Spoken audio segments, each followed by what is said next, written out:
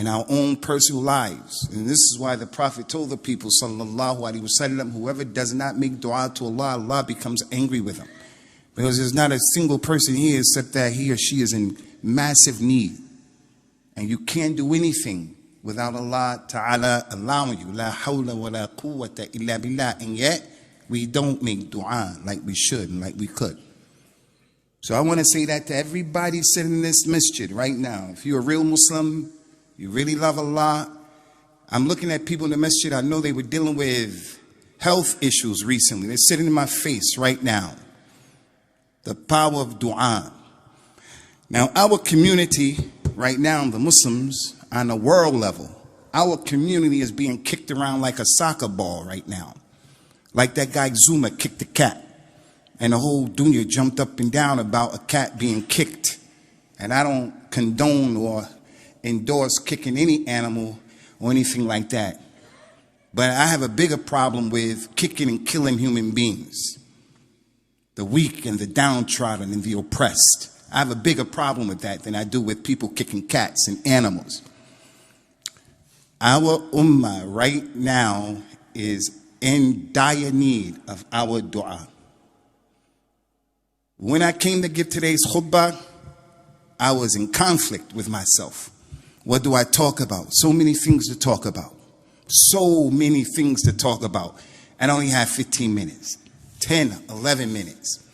The power of dua. Listen, Ummatul Islam, with world events unfolding in front of us as they are, we have to remember that the Prophet of Islam, sallallahu alaihi wasallam, has left us with everything we need to know to navigate through this stuff. And as I mentioned many times from this minbar, he called the time that we're living in the years of deceit. You and I are living in the years of deceit. Sanawat, khadda'at. People are lying. And one of the biggest liars in the world today as an ummah, we can't afford to sleep on this, is the media, especially the Western media. Kadhabun. If you are a person that takes news from the Western media, you know, BBC and all that stuff. If you take that stuff just like that without having any Islamic filters, you gotta have filters. So anytime I read news, anytime I meet someone, anytime I take a position, Al-Islam, I want the world to know, white, black, America, let the world know. I believe as I exist here, I'm gonna die one day. When I listen to you, and her, and them, and him, and the media, and whoever, I have to judge that with the deen. I'm not judging that by what my parents said. I'm not judging that by what African Americans said. I'm not judging that by being an American citizen or a British citizen. I'm going to judge everything and everybody by the deen of Islam. And I like and hate based upon that. Put me under the jail. Put me under the prison. Because that's what I have to do if I'm a Muslim. And then after Al-Islam being my main filter, I'm an African American. I'm a black man next. I'm going to look at everything according to that after. But Al-Islam is going to be first. Al-Islam is going to be first. So as it relates to what's going on, I'm here just to ask a question. I'm really not here to even give a khutbah, but I want to speak on behalf of our community to those people who are not Muslims who are listening to us and looking at our khutbah right now. You want to know how we feel. So I want to just speak on behalf of our community and ask just a few simple, easy questions. I want to remind you, brothers, of a few years ago, 2019, it was on a day like today in New Zealand when the white supremacist Christian races, and his ethos was Christianity, on a Friday, the day that people who are not on his religion come together for congregation, the Muslims, he went to a masjid, could have been this masjid, and he opened fire on innocent human beings and committed a terroristic act on people in the name of Christianity and white supremacy. And then after killing those people, he went to the next masjid and killed more people, bringing it to a total of 51 people murdered in cold blood on a day of worshiping. It's not like going to Ukraine and fighting the Russians and you know you're fighting someone. They came like you're looking at me, and someone came in and started blasting them. And then he went to the second place and killed more. 51 murdered. 40 injured, 90 people over some racist stuff. And the media described that kid after putting his picture on the front page here in this country. That was in New Zealand. Here in this country, they put a baby picture of him when he was a sweet, adorable, cute-looking baby boy. And he had his blonde hair was flowing all over the place, and he had these blue eyes looking right into the camera. And as a child, it was a nice picture for all sense and purposes. But it was so inappropriate to put that picture in that paper in light of what that man did. But why is that allowed? Because the people whose blood was spilled in the balance, it belonged to people like you and me, Muslims and people of color.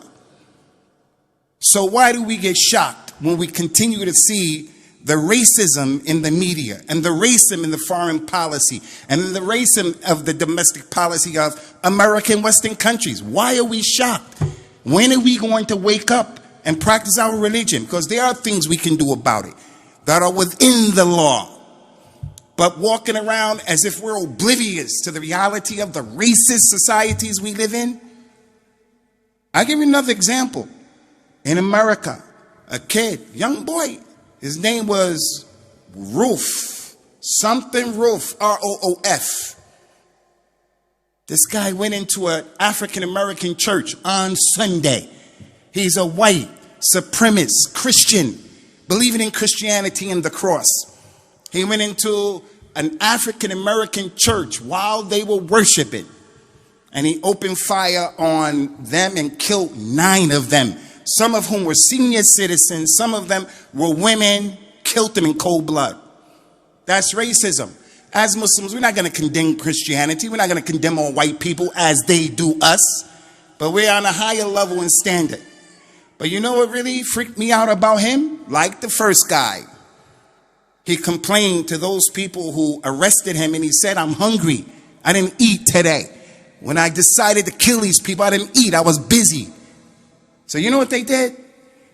They took him to Burger King and gave him a burger and french fries.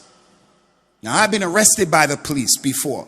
And after them beating me up and I told them, hey, I'm hurt and I got to go to the hospital, that cop turned around and tried to knock my teeth out of my mouth. And that's because they look at us differently. And some of you look at me different than how you look at yourself because you're a little lighter complexion than me. And this is not about really racism, but it's about a racism. These people don't look at us any differently. You a Muslim? You a person of color? We have problems. All people like that? No. No. All Westerners, white people? No. There are some good people in the way they understand. And they themselves are against this. But as a community, my question is, until when? Until when? We're going to keep being surprised. So my question, first of all, is, since becoming a Muslim in 1986, I've been looking at the situation with my brothers from Palestine. Reading about that situation and reading about what happened to them, a foreign force came and took their land. And those people were subdued and they're being oppressed. And unlike Russia, when Russia invades Ukraine, America's not going to do anything, because when a superpower or a bully or someone got power, they're going to say nothing. But if it was a weak person, you'll see how quick they move on a weakling. And this is not our religion. I'm going to move for the one who is weak, and when the strong person, I got nothing to say. Prophet Muhammad sallallahu alaihi wasallam, his biggest battle was the battle of Tabuk. It was a difficult battle. It was hot. It was far away. And you know why it was happening? Because he heard that the Byzantines and the Romans were coming to get the Muslims. He said, no, you're not. I'm coming to meet you at the door. And he went to meet him at the door. And he didn't care their numbers. He didn't care his superpower. But back to the issue. My question is, why is it that the Ukrainians have a right to defend themselves? And it's heroic when they do it. But Palestinians don't have that right. Kashmiris don't have that right. Other Muslims who are in that situation, only us, we don't have that right. Why is it that when people who come from those countries, Palestine, or they come from Kashmir, or they're the brothers in religion to those people, why is it when one of us wants to go and help them, we don't want to help terrorism? We don't want to kill innocent people. We want to save the lands of Al-Islam. We want to take care of our Masjid Al-Aqsa. That's what we want to do. Why is it when we decide to do that, we're terrorists? And it's not heroic. But when a British person or anybody from France or Belgium, when they want to go over there, this is my question to those people looking at our community. Why is it when one of them wants to go, he's a hero? He has absolutely no experience in war. None. And he's also a convicted felon. But he's going and they call him a hero. But when we want to do something like that, following the law, why is it okay for them and it's not okay for us? So those are questions I want to ask today. And another thing is, as I stand up here, I think everybody in this community knows, in this masjid, we're against extremism. In this masjid. But in being against extremism, why is it that you always want us to talk down on the Muslims and extremism that is in our midst, but you don't do it? And when we call you out on it now, I could be stripped of my citizenship. I can travel somewhere and come back and not be allowed in because of something that I say. It's a double standard. But to get up here and just scream out, it's a double standard, it's not right. To get up here and just to say that, and those words go in one ear and out the other ear, what's the benefit of that? Just raising the consciousness? No. I'm saying to everybody who's out here, the power of dua. Where's the dua? Where's the dua? Do we wait until Ramadan is coming, and then the 27th night of Ramadan at that, and then the imam does his thing, and then we do our thing, and we shift into gear that same night again in the tahajjud? Is that what we're waiting for?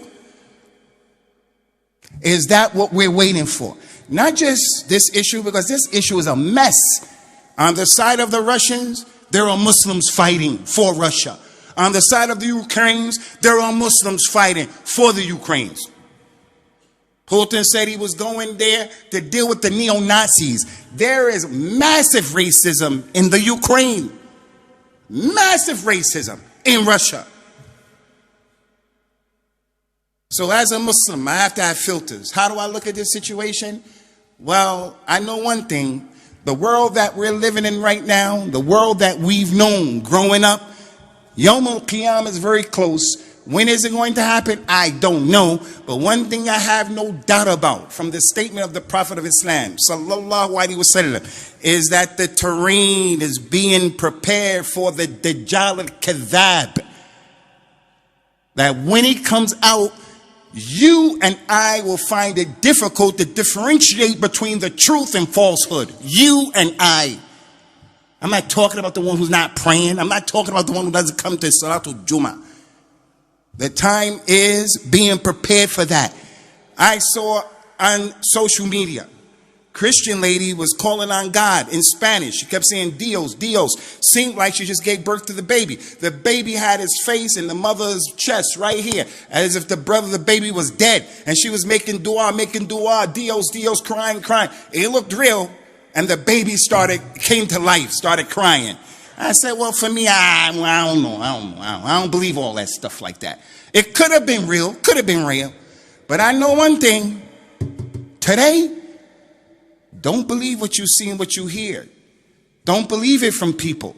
And that's because we're living in a time of sanawat khadda'at. So my question to the world as it relates to Muslims.